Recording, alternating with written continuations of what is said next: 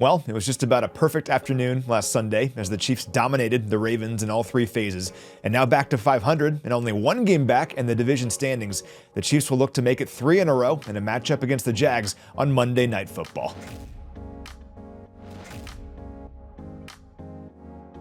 It was a complete team victory from start to finish last week. The Chiefs fell behind 7-0 following the Ravens' opening drive, but after that, Kansas City went on to outscore Baltimore by a mark of 37-13 the rest of the way. It marked the Chiefs' most points in a game since Week 3 of the 2023 season and their largest margin of victory since the win over Miami in the wildcard round of the 2023 playoffs. Patrick Mahomes threw 4 touchdown passes in the game. It was his 18th career game with at least 4 passing touchdowns. That's already the 7th most in NFL history and by far the most of any quarterback since the beginning of the 2018 season. No other player has more than 14 of those games in that span. Tyquan Thornton had another big day.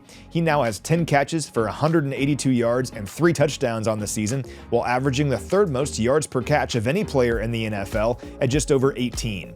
And how about Xavier Worthy? In his first game back since that scary shoulder injury down in Brazil, he racks up 121 yards from scrimmage, leads the Chiefs in receiving and rushing, and averages over 17 yards per touch as the spark plug of an offense that scored on 7 of its first 8 offensive possessions on Sunday, ultimately dealing Baltimore its biggest loss at 17 points since Week 16 of the 2021 season.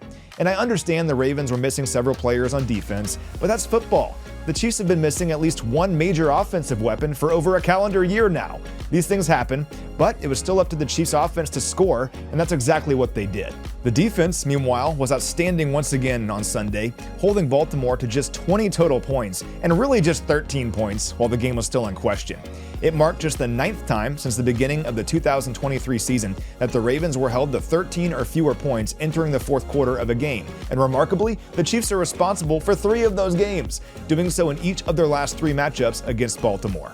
The Chiefs have posted the league's number 2 scoring defense over the last 3 weeks, allowing just 16.3 points per game in that time. And since the beginning of the 2023 season, this remains the top scoring defense in the NFL. That's a span of 38 games.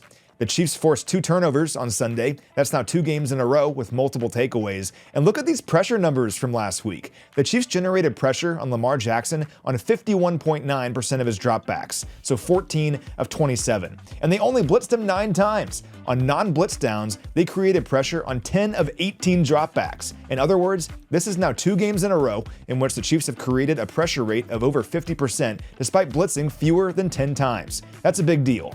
And they'll look to keep it going against the Jacksonville squad that's off to a strong start this year at 3-1 with impressive performances on both sides of the ball. But I want to start with their defense because if there's one stat that sums up the Jags season so far, it's their league most 13 takeaways through 4 games. They've forced at least 3 turnovers in all of their games so far, including 4 last week against San Francisco. And before they even hit October, they already had more takeaways this season than they had all of last season.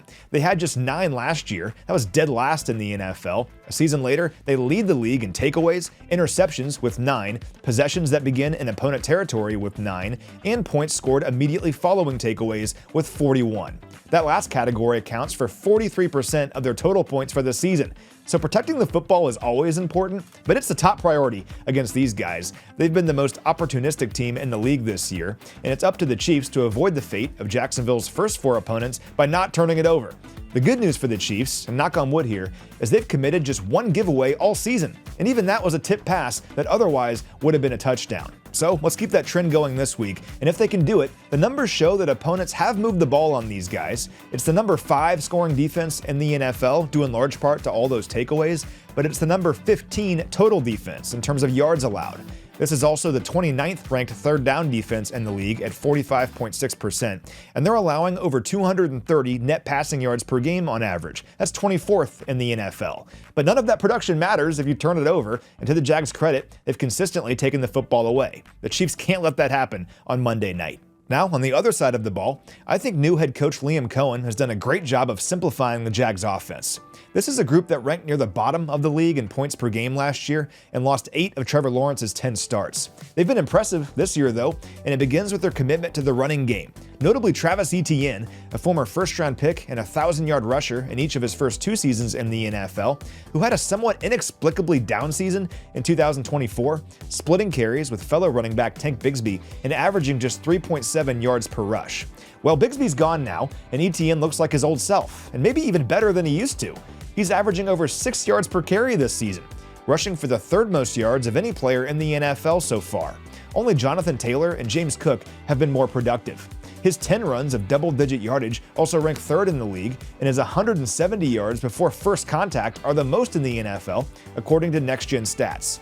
It's not tricky either. Jacksonville leads the NFL and runs right up the middle with 58.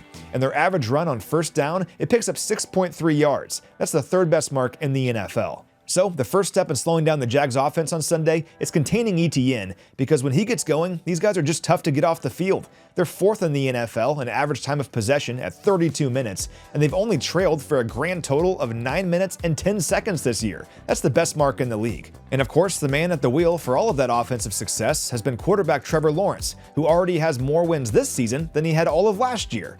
And the key for Lawrence, like it's always been, is his release time. He's getting rid of the football in an average of just 2.57 seconds. Only Aaron Rodgers has been faster among qualified passers. And that number explains a few things. First, Lawrence has been sacked the least amount of times of any quarterback in the NFL this year, due in large part to his lightning-quick release time. There's no time for the pass rush to get there if the ball is already out of his hand. It also explains the Jags' lack of a deep passing attack through 4 weeks. Lawrence has just 11 passing attempts of at least 20 air yards this season. That's 20th in the NFL, and he's only completed one of them.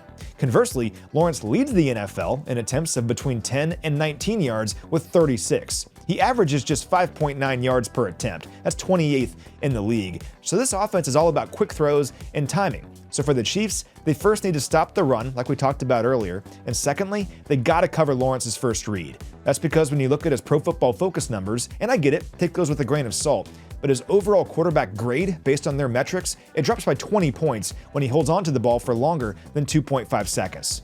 Lawrence will also turn the ball over. He had thrown at least 1 interception in 6 straight games dating back to last season before the 49ers failed to force one last week. His 4 interceptions this year are a big reason why he ranks 30th in the NFL in passer rating.